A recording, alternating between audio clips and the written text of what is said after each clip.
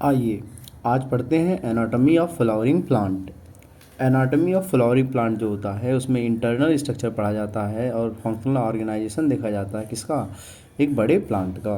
Internal structure and functional organization of a higher plant, इसी को हम क्या कहते हैं? इंटरनल स्ट्रक्चर की स्टडी करने को हम क्या कहते हैं? एनाटॉमी कहते हैं।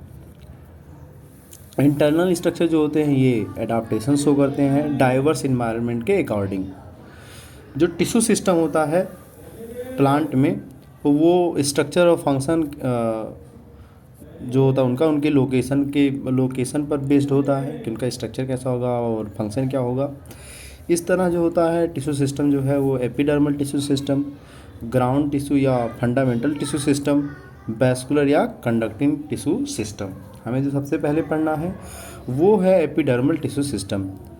एपिडर्मल टिश्यू सिस्टम जो होता है वो मोस्ट आउटर कवरिंग होती है प्लांट बॉडी की। ये बना होता है एपिडर्मल सेल से, स्टोमेटा से, एपिडर्मल अपेंडेजेस जैसे ट्राइकोम और हेयर। ट्राइकोम जो है वो स्टेम हेयर कहलाता है। एपिडर्मिस जो है आउटर मोस्ट लेयर होती है प्राइमरी प्लांट बॉडी की और ये बनी होती है लंबी कॉम्पैक्टली अरेंज सेल से जो कंटिन्यूस लेयर होती है। एपिडर्मिस जो होती है यूजुअली सिंगल लेयर होती है। एपिडर्मल जो होते हैं सेल पैरेन्काइमेटस होते हैं और small amount of cytoplasm lining the cell wall and large vacuole outside the epidermis. Epidermis की जो बाहर वैक्सी थिक लेयर होती है इसको क्यूटिकल कहते हैं, जो पानी के लॉस को बचाता है। क्यूटिकल जो होता है वो रूट में एब्सेंट होता है। स्टोमेटा का जो स्ट्रक्चर होता है वो एपिडर्मिस पत्तियों के एपिडर्मिस पर प्रेजेंट होता है। स्टोमेटा जो होता है गैसों के एक्सचेंज को रेगुलेट करता है। जो स्टोमेटा होता है वो बना होता है बीन शेप के सेल से जिनको बोलते हैं गार्ड सेल, जो स्टोमेटल अपर्चर को या स्टोमेटल पोर को क्या किए रहते हैं? घेरे रहते हैं। ग्रास में गार्ड सेल जो होता है वो डंबल शेप का होता है। आउटर वॉल जो होती है गार्ड की वो कैसी होती है? वो थिन होती है, बट इनर वॉल जो होती है जो स्टोमेटल पोर की तरफ होती है वो हाईली थिक होती है। गार्ड सेल जो होता है उसमें क्लोरोप्लास्ट होता है और स्टोमेटा के क्लोजिंग और ओपनिंग को रेगुलेट करते हैं। कभी कभी कुछ एपिडर्मल सेल जो होते हैं वो गार्ड सेल के विसिनिटी में आ जाते हैं और स्पेशलाइज सेल का शेप बना लेते हैं, इनको हम सब्सिडियरी सेल कहते हैं। इस तरह स्टोमेटल अपर्चर, सब्सिडियरी सेल और guard cell, stomatal aperture, subsidiary cell और गार्ड सेल मिल करके स्टोमेटल apparatus बनाते हैं। रूट हेयर जो होते हैं वो यूनिसेलुलर इलांगेशन होते हैं एपिडर्मल सेल के, जो हेल्प करते हैं एब्जॉर्बेशन ऑफ वाटर को एंड मिनरल को। कहाँ से? मिट्टी से। लेकिन वहीं जो स्टेम पर हेयर होते हैं, स्टेम हेयर जिनको आप ट्राइकोम कहते हो, ट्राइकोम जो होता है वो शूट सिस्टम होता है। मल्टी सेलुलर भी हो सकता है, ब्रांच भी हो सकता है, अनब्रांच भी हो सकता है, सॉफ्ट भी हो सकता है, स्टिफ भी हो सकता है। ये कुछ सेक्रीट भी कर सकता है और ट्राइकोम तो हेल्प करता है वाटर के लॉस को बचाने से ट्रांसपिरेशन के द्वारा। बात आती है ग्राउंड टिश्यू सिस्टम की। तो ग्राउंड टिश्यू सिस्टम का डेफिनेशन एनसीईआरटी में जो लिखा वो क्या चीज़ लिखा है कि all tissue except epidermis and vascular bundle.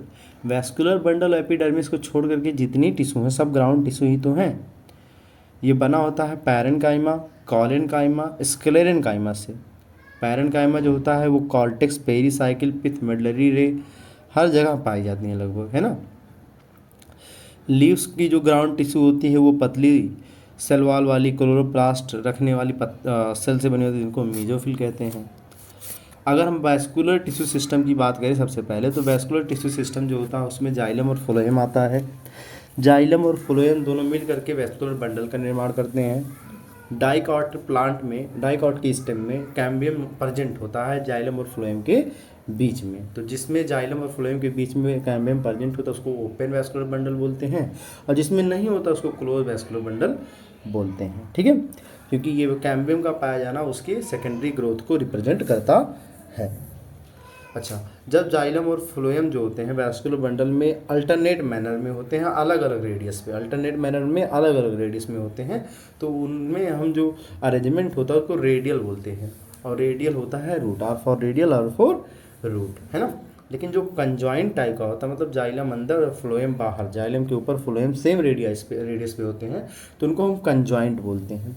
और कंजॉइंट क्लोज भी हो सकता है, कंजॉइंट ओपन भी हो सकता है। कंजॉइंट क्लोज होता है मोनोकॉट की स्टेम में, और कंजॉइंट ओपन होता है डाइकॉट की स्टेम में। ठीक है, अब बात आती है एनाटॉमी डाइकॉटिलिनस प्लांट की, तो इसमें सबसे पहले पढ़ेंगे dicot root, monocot root, dicot stem, monocot stem और डाइकॉट लीफ और मोनोकॉट लीफ। इसी तरह हमारा चैप्टर भी क्या हो जाता है, ख़त्म हो जाता है।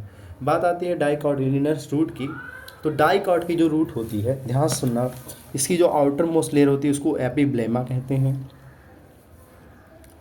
यही इसी एपिब्लेमा की जो सेल होती हैं वो प्रोट्रूड होकर के बाहर उभर करके यूनिसेलुलर रूट हेयर का निर्माण करती हैं। कॉर्टेक्स जो बना होता है वो कई लेयर में होती है, पतली पैरेन्काइमेटस सेल की बनी होती है, उसमें इंटरसेलुलर स्पेस भी देखने को मिलता है। और इसी कॉर्टेक्स की जो सबसे अंदर की लेयर होती है उसको इंडोडर्मिस कहते हैं। इंडोडर्मिस जो होता है वो सिंगल लेयर होती है, बैरल शेप की सेल होती हैं, उनमें कोई इंटरसेलुलर स्पेस नहीं होता है। और इसके टेंजेंशियल और रेडियल दोनों वाल पर वाटर इम्परमेबल सुबेरिन मटेरियल का डिपोजिशन होता है, जिससे वो कैस्पेरिन स्ट्रिप का निर्माण करती हैं और ये वाटर इम्परमेबल होती हैं। एपिडर्मिस के आगे थिक पैरेन्काइमेटस सेल होती हैं जिनको पेरीसाइकिल कहते हैं, जो लेटरल रूट का इनिशिएशन होता है और वैस्कुलर कैम्बियम का इनिशिएशन होता है सेकेंडरी ग्रोथ में, वो इन्हीं सेल में होता है, मतलब पेरीसाइकिल में। पिथ इनका स्मॉल है, इनकंस्पिक्यूअस है। पैरेन्काइमेटस सेल जो जाइलम और फ्लोएम के बीच में पाई जाती है उनको हम कंजक्टिव टिश्यू कहते हैं। ये ध्यान सुनना, कंजक्टिव टिश्यू नाम लिया जाइलम और फ्लोएम के बीच में जो पैरेन्काइमेटस सेल पाई गई हैं डाइकॉट रूट में। ठीक है, उनको कंजक्टिव टिश्यू नाम दिया गया है। यहाँ 2 से 4 जाइलम और फ्लोएम पाए जाते हैं।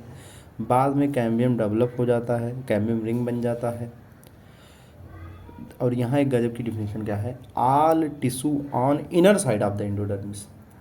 इंडोडर्मिस के अंदर जितने भी सेल हैं, है ना, जितने भी टिश्यू हैं, सब जो है वो क्या है, स्टील है। जैसे इसमें इनर साइड कौन कौन आती हैं, पेरीसाइकिल, वेस्कुलर बंडल, पिथ, ये सब मिल करके स्टीले का निर्माण करती हैं। अगर बात करें हम मोनोकॉट रूट की, तो मोनोकॉट की एनाटॉमी और डाइकॉट की एनाटॉमी लगभग सेम ही है, बट कुछ डिफरेंसेस हैं। जैसे डाइकॉट के रूट में कुछ ही जाइलम बंडल थे, लेकिन यहाँ जो है मोर देन 6 होते हैं, यानी कि पॉली आर्क कंडीशन पाया जाता है। पिथ लार्ज है, वेल डेवलप है। मोनोकॉट की जो रूट होती हैं उनमें सेकेंडरी ग्रोथ नहीं होता है। अच्छा, अगर आपको पता करना किसका पिथ डेवलप है, तो आपको डाइकॉट रूट, मोनोकॉट रूट, फिर डाइकॉट स्टेम, मोनोकॉट स्टेम लिखोगे तो देखोगे तो डाइकॉट जो स्टेम है और मोनोकॉट रूट है एक साथ आएंगे, तो घेर लो दोनों, क्या उनके पिथ क्या होते हैं, डेवलप होते हैं।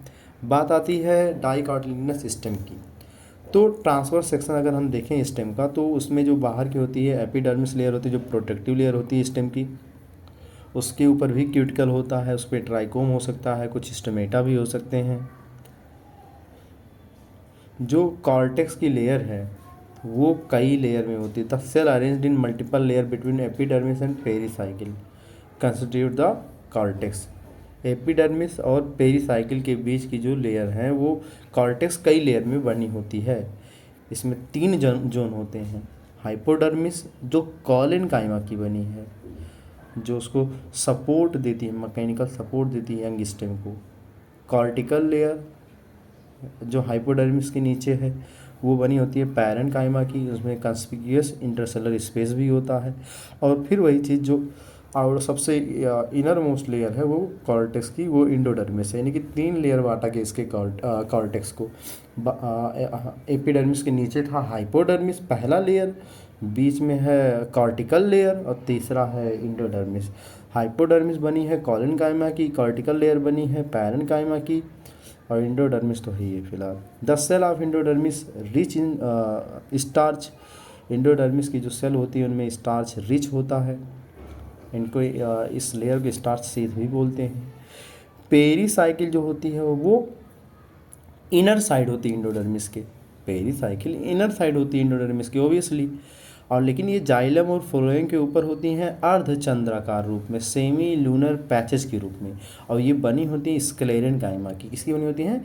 स्क्लेरेनकाइमा की। ध्यान रखना, स्क्लेरेनकाइमा की बनी है ये, ठीक है, pericycle. In between the vascular bundle, vascular bundle में कुछ रेडियली प्लेस्ड पैरेनकाइमेटस सेल होती हैं जो मेडलरी रे का निर्माण करती हैं। Large number of vascular bundle ring की तरह अरेंज हो जाते हैं। Ring arrangement of vascular bundle, ring arrangement of vascular bundle एक कैरेक्टरिस्टिक है डाइकॉट स्टेम का, ठीक है। और वैस्कुलर बंडल जो होता है कंजॉइंट होता है, ओपन होता है, इंडार्क होता है। प्रोटोजाइलम, इंडार्क एग्जार्क क्या है? इंडार्क मतलब अगर प्रोटोजाइलम जो है पिथ की तरफ है तो वो इंडार्क होता है, और प्रोटोजाइलम अगर बाहर की तरफ है तो एग्जार्क होता है। रूट में एग्जार्क होता है और स्टेम में जो होता है वो इंडार्क होता है। Large number of rounded parenchymatous cell जो होते हैं, इंटरसेलर स्पेस भी होता है, वो सेंट्रल पोर्शन को बनाते हैं, उनको हम पिथ कहते हैं। क्या कहते हैं? पिथ कहते हैं। बात आती है मोनोकॉट की स्टेम की, तो इसकी यहाँ देखो इम्पोर्टेंट ये है, उसका जो मोनोकॉट था वो बना था किसका? देखो कह रहा है कि the monocot stem has a sclerenchymatous hypodermis. उसका जो हाइपोडर्मिस था वो कॉलेनकाइमा का बना था। उसका जो हाइपोडर्मिस किसका? डाइकॉट का हाइपोडर्मिस कॉलेनकाइमा का बना था बस। लेकिन यहाँ जो है मोनोकॉट का जो स्टेम है वो स्क्लेरेनकाइमा का बना है। हाइपोडर्मिस, सॉरी, मोनोकॉट की हाइपोडर्मिस स्क्लेरेनकाइमा की बनी है। Large number of vascular bundle scattered होते हैं, और ये भी स्क्लेरेनकाइमेटस बंडल सीट से घिरे होते हैं। कंस्पिक्यूअस पैरेनकाइमेटस ग्राउंड टिश्यू होती है। वैस्कुलर बंडल कंजॉइंट होते हैं, क्लोज होते हैं। वैस्कुलर बंडल जो होते हैं जनरली स्मॉलर होते हैं, जो सेंटर में होते हैं वो छोटे होते हैं, नहीं सॉरी, जो पेरीफेरी में होते हैं वो वैस्कुलर बंडल वो छोटे होते हैं, जो अंदर होते हैं वो थोड़े क्या होते हैं? बड़े होते हैं। फ्लोएम पैरेनकाइमा इनमें नहीं होती, ध्यान रखना। मोनोकॉट की स्टेम में फ्लोएम पैरेनकाइमा नहीं होती है। फ्लोएम पैरेनकाइमा मोनोकॉट की स्टेम में नहीं होती है। फ्लोएम पैरेनकाइमा मोनोकॉट की स्टेम में नहीं होती है, ठीक है। वाटर कंटेनिंग कैविटी होती है इनके वैस्कुलर बंडल में, ठीक है। अब अगर बात करें डॉर्सी वेंट्रल लीफ, मतलब डाइकॉट की लीफ जो होती है, अगर वर्टिकल सेक्शन देखें डॉर्सी वेंट्रल लीफ की, तो इसमें भी एपिडर्मिस, मेसोफिल और वैस्कुलर सिस्टम देखने को मिलते हैं। एपिडर्मिस जो होती है उसकी अपर सरफेस जो है एडेक्सियल एपिडर्मिस कहलाती है, जबकि लोअर सरफेस जो होती है वो एबैक्सियल एपिडर्मिस कहलाती है। लीफ के पास क्यूटिकल होता है।